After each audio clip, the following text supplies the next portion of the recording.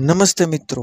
મિત્રો, આ વિષય ખૂબ જ મહત્વપૂર્ણ છે કે દુકાનમાં કયા ભગવાનની મૂર્તિ રાખવાથી બરકત એટલે કે પ્રગતિ, ધન, સુખ અને ગ્રાહકોનો વધારો થાય છે. તે બાબત વાસ્તુશાસ્ત્ર અને ધાર્મિક માન્યતાઓ એમ બંનેમાં ઊંડાઈથી સમજાવવામાં આવી છે. અને જો તમે આ બાબતને સાચી રીતે અપનાવો તો તમારી દુકાનમાં ખરેખર સકારાત્મક ઉર્જા, વેચાણમાં વધારો અને આર્થિક વૃદ્ધિ જોવા મળી શકે છે. તો ચાલો હવે આ માહિતીને એક વિગતવાર વિડીયો દ્વારા સમજીએ અને કોમેન્ટ બોક્સમાં એકવાર મિત્રો જય માં લક્ષ્મી લખવાનું ભૂલશો નહીં. તો વધુ વાર ન લગાડતા વિડીયોની શરૂઆત કરીએ.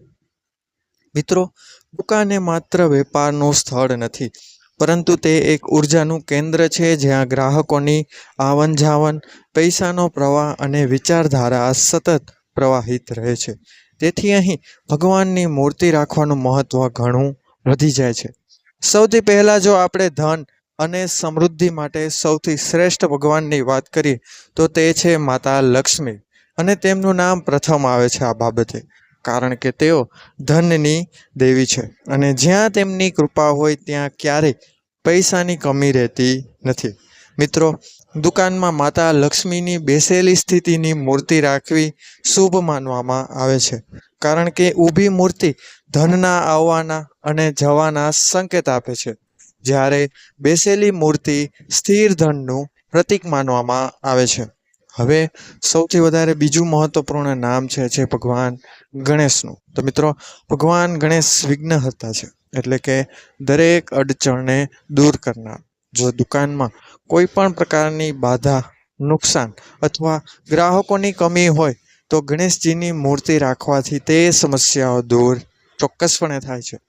ખાસ કરીને પ્રવેશદ્વાર એટલે કે દુકાનના મુખ્ય પ્રવેશદ્વાર પાસે ગણેશજીની મૂર્તિ રાખવી ખૂબ જ શુભ માનવામાં આવે છે, કારણ કે તેઓ નકારાત્મક ઉર્જાને અંદર આવવાથી મિત્રો રોકે છે.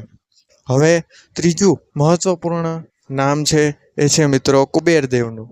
તો મિત્રો, કુબેરદેવ ધનની તિજોરીના દેવતા છે અને વેપારીઓ માટે તેઓ ખૂબ જ મહત્વ ધરાવે છે. દુકાનના તિજોરી અથવા કેશ કાઉન્ટર પાસે કુબેરદેવની મૂર્તિ રાખવાથી પૈસાનો સંગ્રહ વધે છે અને અનાવશ્યક ખર્ચ પણ ઘટાડે છે. હવે આગળ વધીએ તો મિત્રો, ભગવાન હનુમાનજીની મૂર્તિ પણ દુકાનમાં રાખવી ખૂબ લાભદાયી માનવામાં આવે છે. ખાસ કરીને જો તમારી દુકાન પર નકારાત્મક શક્તિઓ, નજરદોષ અથવા ઈર્ષાનો પ્રભાવ હોય તો હનુમાનજી તેને દૂર કરે છે અને તમને સુરક્ષા પ્રદાન કરે છે. પરંતુ હનુમાનજીની મૂર્તિ હંમેશા મિત્રો દક્ષિણ દિશામાં મૂકવી જોઈએ, જેથી તેઓ નકારાત્મક શક્તિઓને દૂર રાખે.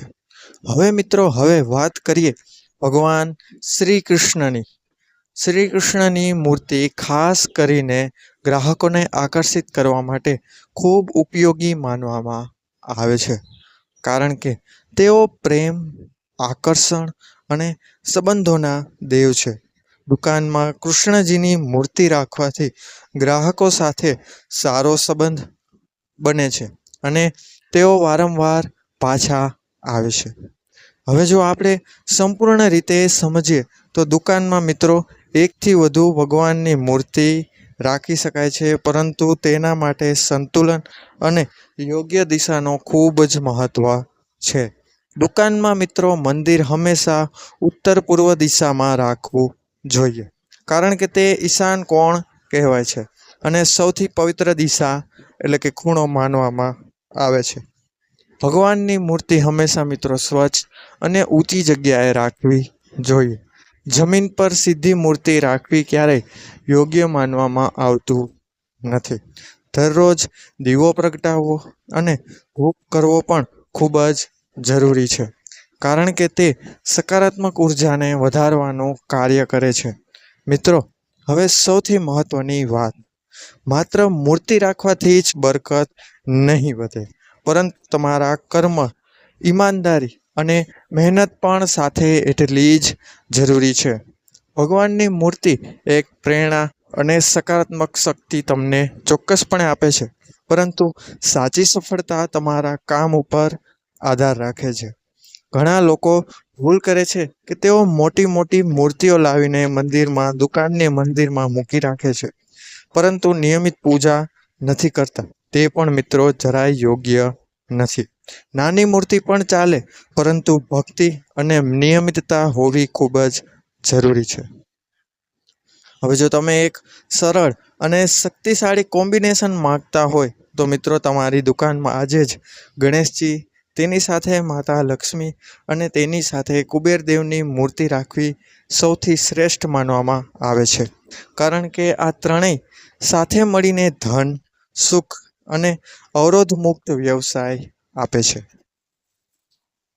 અંતમાં મિત્રો એટલું જ કહીએ કે દુકાનમાં ભગવાનની મૂર્તિ માત્ર શોભા માટે નહીં, પરંતુ શ્રદ્ધા અને નિયમ માટે હોવી જોઈએ.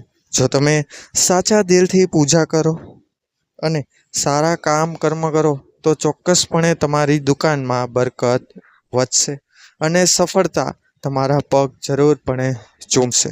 તો મિત્રો, આ વિડીયો ઉપયોગી લાગ્યો હોય તો વિડીયોને તમારા મિત્રજનો અને પરિવારજનોમાં શેર કરો, વિડીયોને લાઈક કરો, ચેનલને સબસ્ક્રાઈબ કરજો અને બેલ આઇકન બટનને અવશ્ય દબાવો, જેથી અમારા નવા વિડીયોનું નોટિફિકેશન સૌથી પહેલાં તમને મળી રહે.